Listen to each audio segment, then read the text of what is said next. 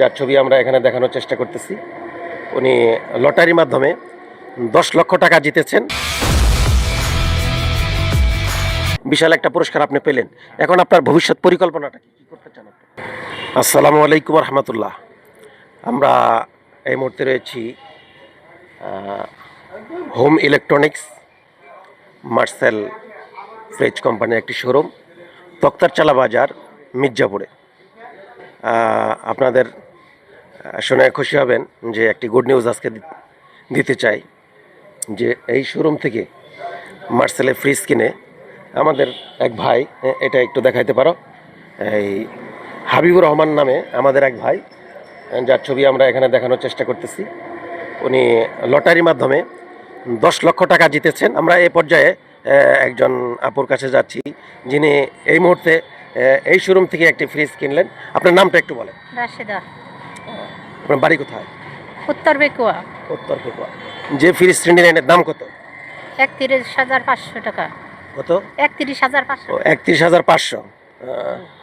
আপনি কি এই যে এখান থেকে ফ্রিজ কিনলে লটারি পাওয়া যায় বা জিতে যায়, লক্ষ লক্ষ টাকা জিতে যায়, এই কথা শুনে তারপরে ফ্রিজ কিনতে আসছেন নাকি? জি। ও আচ্ছা আচ্ছা। এরকম আপনি কি কোনো লটারি এই করতে পারছেন, পেয়েছেন বা কোনো কিছু জিতেছেন কিনা? পেয়েছি 300 টাকার একটা। ও মানে টাকার এক একজন এক এক রকম পায় আর কি। কেউ নগদ টাকা পায়, আর কি কি পায় এখানে শুনেছেন? শুনেছি, এতটা খেয়াল নাই আর ও কি। আচ্ছা আচ্ছা আচ্ছা। এটা শুনেই মূলত আপনারা নিলেন। হ্যাঁ। আপনি কি মনে করেন যে এই পুরস্কার পাওয়ার কারণে এই শোরুমের কি বিক্রি কি বেড়ে যাবে নাকি? হ্যাঁ। অন্য বেড়েই তো আগের যাবে। চাইতে একটু মানে বাড়তি বিক্রি হবে নাকি? জি।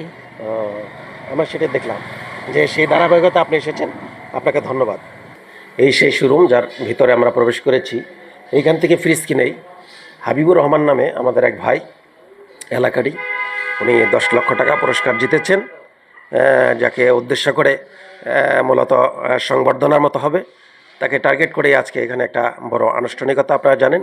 আমরা আপনাদের শোরুমটা দেখানোর চেষ্টা করলাম। আমরা এ পর্যায়ে এখানে যারা কর্মরত আছেন তাদের সাথে একটু সাক্ষাৎকার নেওয়ার চেষ্টা করব, দু চারটি কথা বলার চেষ্টা করব। আসসালামু আলাইকুম। আমরা প্রফেসর টিভি চ্যানেল টাঙ্গাইলের পক্ষ থেকে আপনাকে অভিনন্দন জানাচ্ছি। আপনার নাম পরিচয়টা একটু প্লিজ। আমার নাম Osman Gani, proprietor home electronics. ধন্যবাদ আপনাকে। জি, আমরা আজকে আসলাম যে আমরা বাইদি ভাই জানতে পেরেছি যে আজকে আপনাদের এই শোরুম থেকে ফ্রিজ কিনে হাবিবুর রহমান হাবিব নামে একজন সৌভাগ্যবান ব্যক্তি, উনি 10 লক্ষ টাকা জিতেছেন। এ ব্যাপারে আমরা একটু আপনার কাছে জানতে চাই ডিটেলস। এটা উনি একটা ফ্রিজ কিনেছে আমার এখান থেকে। ফ্রিজ কিনে উনি 10 লক্ষ টাকার একটা পুরস্কার পেয়েছে আর কি। আজকে ওইটার চেক বিতরণ অনুষ্ঠান হবে। ওখানে কে কে থাকবে? ওখানে আমাদের কোম্পানির ঊর্ধ্বতন কর্মকর্তারা থাকবে, আর মিডিয়ার থেকে থাকবেন হইল টিভিতে নাটক করে ইরফান সাজ্জাদ আর হইল সাদিয়া ইমান, এই দুজন থাকার কথা। আপনি আপনার শোরুমের ব্যাপারে যদি সকলের উদ্দেশ্যে যদি কিছু বলতেন। তা আমার শোরুমটা একটা মফস্বলের বাজার, তক্তারচালা বাজারে, হোম ইলেকট্রনিক্স। এখানেই ব্যবসা করি আমি। তো সকলের উদ্দেশ্যে আপনারা সবাই আসুন। হয়তো এমন হইতে পারে আপনি ভাগ্যবান ব্যক্তি হইতে পারেন, আর একটা বড় পুরস্কার আপনি পেতে পারেন। এই জন্য সবার প্রতি আহ্বান থাকবে, আপনারা আসুন, ক্রয় করুন, পুরস্কার জিতে নিন। আমরা প্রফেসর টিভি চ্যানেলের পক্ষ থেকে, আপনি অত্যন্ত ব্যস্ত আজকে আমরা জানি, আমরা তারপরে সাহস করে চলে আসছি। আপনি আমাদেরকে 1 মিনিট সাক্ষাৎকার দিয়েছেন। আমরা আমাদের চ্যানেলের পক্ষ থেকে আপনার প্রতি কৃতজ্ঞতা জানাচ্ছি। আপনাকে ধন্যবাদ। আপনাকেও ধন্যবাদ, আপনার আইসা নিউজ কভার করার জন্য আপনাদেরও ধন্যবাদ। মার্সেলের শোরুমে আমরা প্রথমে গিয়েছি, সেখানে গিয়ে আমরা জানতে পারলাম যে এই সৌভাগ্যবান ব্যক্তিটির পরিচয়টা কি। আমরা আপনার নাম জেনেছি। আমরা আলহামদুলিল্লাহ প্রাউড ফিল করছি যে আমরা আজকের যাকে ঘিরে এত বড় অনুষ্ঠান, আমরা সেই ঘটনার প্রধান নায়ক হাবিব ভাইকে পেয়ে গেছি। কেমন আছেন আপনি? আলহামদুলিল্লাহ ভালো আছি। আপনি কেমন আছেন? আপনি এমনি ব্যক্তিগতভাবে কি করেন, একটু পরিচয়টা দিন। বর্তমানে বেকার আছি। আমি সাদর থেকে মাস্টার্স পাস করেছি। আচ্ছা আচ্ছা আচ্ছা, খুব ভালো। এখন কিছু করতেছেন না? না, এখন বর্তমান বেকার আছি, বিদেশ যাওয়ার ট্রাই করতেছি। আচ্ছা, আজকে আমরা আপনারা সকলে মিলে এখানে আসলে যে কারণে এসেছি, হ্যাঁ বিষয়টা আমি একটু আপনার মাধ্যমেই এই সুসংবাদটা। হ্যাঁ, এখানে আমাদের যে তক্তারচালা মার্সেল শোরুম আছে, হোম ইলেকট্রনিক্স, ওইখান থেকে একটা ফ্রিজ কিনছিলাম। ওইখানে আমি লটারিতে 10 লাখ টাকা পেয়েছি। এই বলে কি এখানে আসা বর্তমানে। তাহলে আপনি সেই সৌভাগ্যবান ব্যক্তি, আমরা যার পাশে বসে আছি আলহামদুলিল্লাহ, আল্লাহ তাআলার শুকরিয়া আদায় করছি। আমরা আপনার কাছে জানতে চাবো, এই যে এত বড় বিশাল পুরস্কার, এটা তো আসলে একই জনে, আমি একজনের কাছে জিজ্ঞেস করলাম, উনি 300 টাকা পেয়েছেন। এটাও একটা পুরস্কার। পুরস্কার ছোট হোক বড় হোক সবই পুরস্কার। আপনি যে এত বিশাল একটা পুরস্কারে পুরস্কৃত হয়েছেন বা আজকে চেক হস্তান্তর হবে অল্প সময়ের ভিতরেই, এ ব্যাপারে আপনার অনুভূতিটা আমরা একটু জানতে চাই। অনেক ভালো লাগতেছে, কখনো কল্পনা করি নাই যে তক্তাশালা বাজার থেকে শোরুম থেকে ফ্রিজ কিনে এত টাকা পাবো। মনে করছি যে 200, 250, 300 টাকা পাবো। আপনি এটা সুসংবাদটা পেয়েছেন কখন? আপনার মেসেজ তো আসে, সাথে সাথে মেসেজ আসে, কিন্তু আমাদের মেসেজ আসতেছিল না। পরে ওনাদের কাছে পরের দিন যোগাযোগ করছি, বলে আপনার যদি মেসেজ আসে না তাহলে হয়তো বড় কিছু পাবেন, 10,000 পাইতে পারেন, 50,000 পাইতে পারেন, আরও বেশি পাইতে পারেন। ওই আচ্ছা ঠিক আছে। তারপরে বলে তার সর্বোচ্চ পুরস্কার যে পাবেন এটা আপনি কল্পনা? না, ওনারা বলে না যে সর্বোচ্চ পুরস্কার পাবেন, আমরাও কল্পনা করি না এত। হয়তো কইছে যে 1 লাখ বা 10,000 উপরে পাইতে পারে, এরকম একটা টার্গেট দিচ্ছে ওনারা, 10,000 উপরে পাইতে পারে। এখন যখন শুনলেন যে আপনি 10 লাখ টাকা জিতেছেন, তারপর থেকে ঘুম কেমন হচ্ছে আপনার? না, ঘুম আল্লাহর রহমতে ভালো হচ্ছে। গত রাত থেকে ঘুম হচ্ছে?